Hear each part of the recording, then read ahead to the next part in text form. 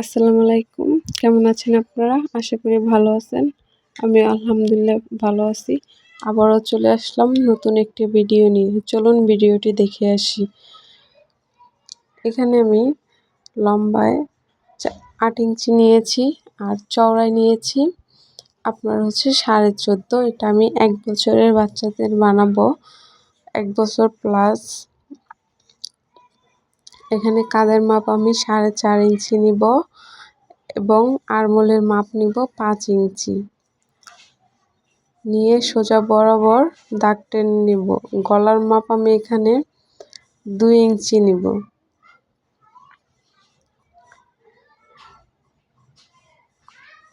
2 ইঞ্চি আর লম্বার মাপ 2 ইঞ্চি নিব। ফর্ম পার্টে আমি পরে একটু হাফ ইঞ্চির মতো ডাবিয়ে নিব। আর চিজের মাপ আমি নিয়েছি 6 ইঞ্চি। তো এই মার্কিং বরাবর কেটে নিব।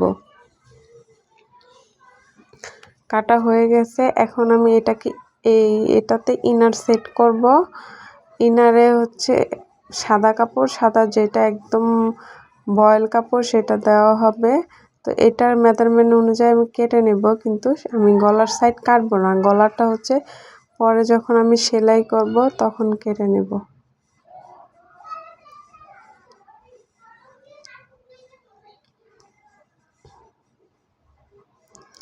ইনার সাইড আমার কাটা শেষ। এখন আমি আপনাদেরকে দেখিয়ে দিচ্ছি যে কিভাবে আমি জয়েনটা করব। এভাবে ধরে এটার উপরে সেলাই করব। আর ফর্ম পার্টের যেটা সামনের পাটে আমি গলাটা একটু ডাবিয়ে নিব। তো আমার ডাবানো হয়ে গেছে।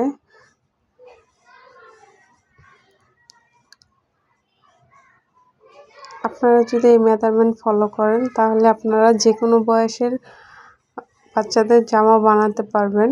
ওই 1-2 ইঞ্চি কমিয়ে বাড়িয়ে নেবেন। আর এটা নিচের কুচির পাট। লম্বায় আমি 11.5 রেখেছি, পাশে রেখেছি 22.5। এটাতে আমি কুচি দেব।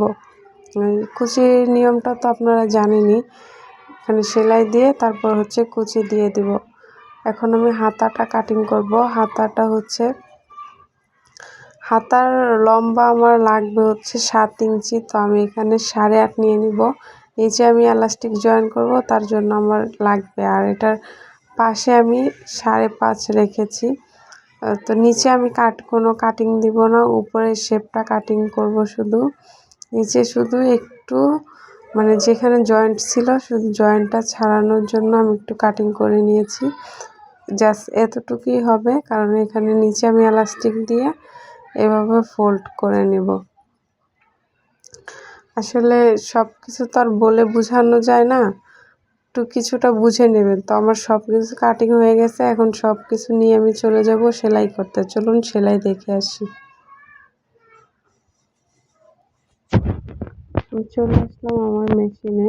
এখন আমি সেলাই করব।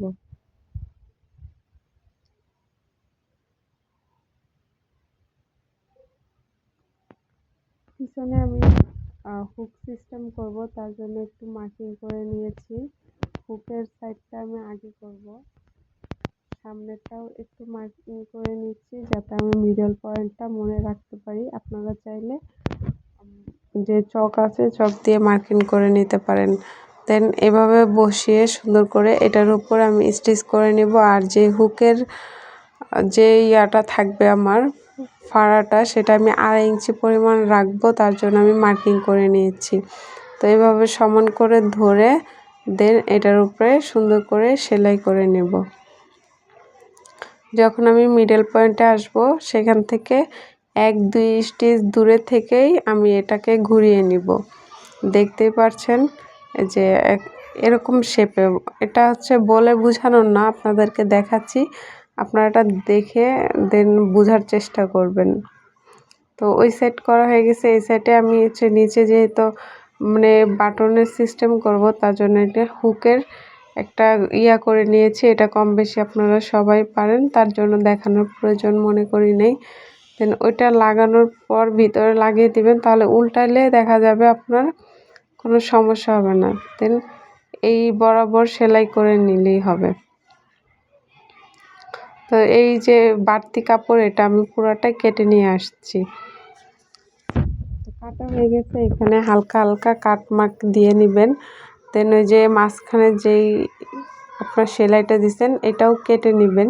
আমি কেটে নিয়েছি, আমি দেখাতে পারিনি, দুঃখিত। আর যে সাদা দাগগুলো দেখতে পাচ্ছেন এগুলো হচ্ছে লাস্টের থানে ছিল, তো তাই ওই পেপারের দাগটা আমি ওটা উঠিয়ে নিব।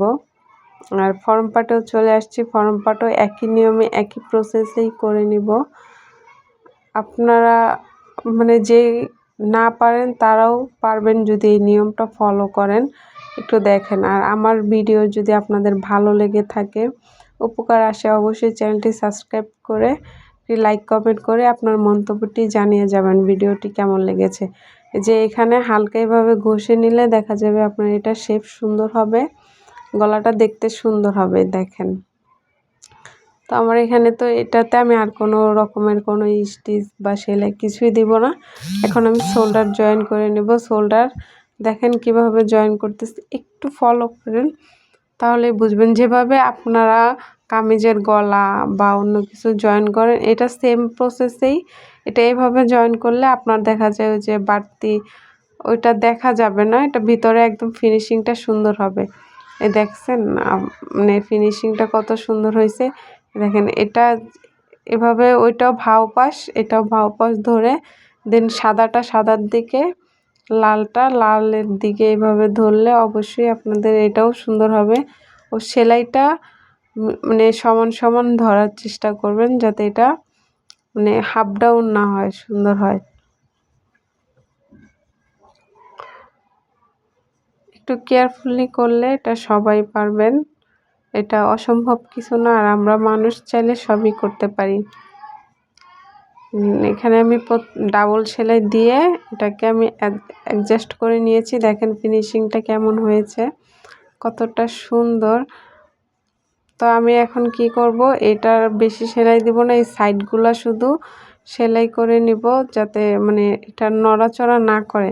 বাড়তি সেলাই আমার দেওয়ার প্রয়োজন নাই। আপনারা যদি মনে করেন আপনাদের সেফটির জন্য তাহলে অবশ্যই দিয়ে নিতে পারেন। যেভাবে নিচের ফলসটা সুন্দর করে ধরে দেন একটা সেলাই দিয়ে নেবেন। এখন আমি কুচির যে নিচের অংশটা সেটা আমি কুচি দিয়ে নিব।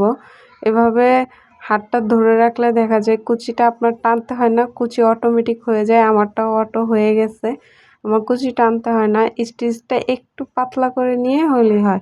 দেখেন কুচি আমি টানি নেই, অটোমেটিকলি হয়ে গেছে। তো এখানে আমি এই কুচিটা ধরে দেন সেলাই দিয়ে দেব।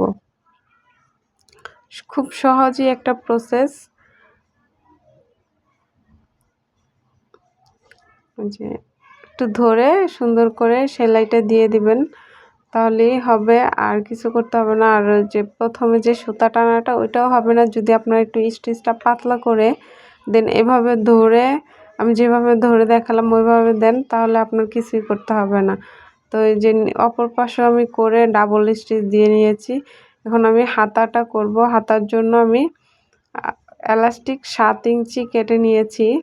আমি হচ্ছে বেশি টাইট করব না, বাচ্চারা অস্বস্তি ফিল করে বেশি টাইট করলে, তার জন্যই আমি কম দিয়েছি। এভাবে ধরে দেন সেলাই করে নেবেন। আপনারা চাইলে আগে স্টিচ করে তারপরে এটা এলাস্টিক দিতে পারেন, বাট আমি এটা করি না, আমি একদম সাথে সাথে জয়েন করে দিই, আমার কাছে এটাই ভালো লাগে। আপনার যার যেরকম সুবিধা ওরকম করতে পারেন। এভাবে যদি ধরে আপনারা ব্যালেন্স না রাখতে পারেন ওইভাবে করতে পারেন। তো আমি যে দুটোটাও একই প্রসেসেই করে নিব। এক পাশ আমি হচ্ছে হাতের কাজ করে নিয়েছিলাম, সময় পাই নাই আমার, যেহেতু ছোট বাবু আছে সময়ের অভাব, তার জন্য আমি একটা করছি। আরেকটা হচ্ছে আমি ফ্রকটা কমপ্লিট করার পরে আমি সময় অনুযায়ী করে নিব। আর আরেকটা কথা আপনাদেরকে বলতে চাই, আমি কিন্তু অনেক কষ্ট করে এই ভিডিও করি। যদি আপনারা আমাদেরকে সাহায্য মানে অনুপ্রেরণা দেন তাহলে অবশ্যই হয়তো আমি আরও ভিডিও করব, না হলে তো দেখা যাবে এক পর্যায়ে আমার এই ভিডিও করার আগ্রহটাই মরে যাবে। আর এখানে দেখতে পাচ্ছেন স্লিপটা আমি কিভাবে জয়েন করছি, ধরে সমান বরাবর হাতার স্লিপ যেভাবে জয়েন করেন ওইভাবেই করবেন। আমি হাতাতে কোনো কুচি দেইনি। আপনারা চাইলে এখানে একটু বাড়িয়ে নিয়ে কুচি দিতে পারেন, ওটা আরও সুন্দর লাগবে। পরে অভ্যস্ত বুঝতে পারছি যেটাতে কুচি দিলে ভালো হতো। দেন আমার হাতার ডাবল সেলাই দিয়েছি এবং এখন আমি সাইডে যেটা ওইটা করে নিব। পয়েন্টে পয়েন্টে অবশ্যই ধরে পয়েন্ট মিলিয়ে তারপর আপনারা করার চেষ্টা করবেন, তাহলে দেখতে সুন্দর হবে। প্রত্যেকটা সাইড ধরে সুন্দর করে সমান করে ধরে নেবেন। আর এই সাইডটা আমি ডাবল সেলাই দিব এবং সেম প্রসেসেই আমি অপর সাইড করে নিব। দেখেন আমার দোনো পাশ করা হয়ে গেছে, যে আপনাদেরকে দেখাচ্ছি। এক সাইডে আমার হচ্ছে হাতের কাজ আছে, আরেক সাইডে নাই। এটা আপনারা কেউ কিছু মনে করবেন না। নিচে আমি ফোল্ডিং করে প্রায় 1/2 ইঞ্চি পরিমাণ এখানে আমি একটা সেলাই দিয়ে দিব এইভাবে। আপনাদেরকে সবসময় বলি পিছনে একটা হাত রাখার চেষ্টা করবেন, তাহলে দেখা যায় আপনার এটার ফিনিশিংটা একটু সুন্দর আসবে।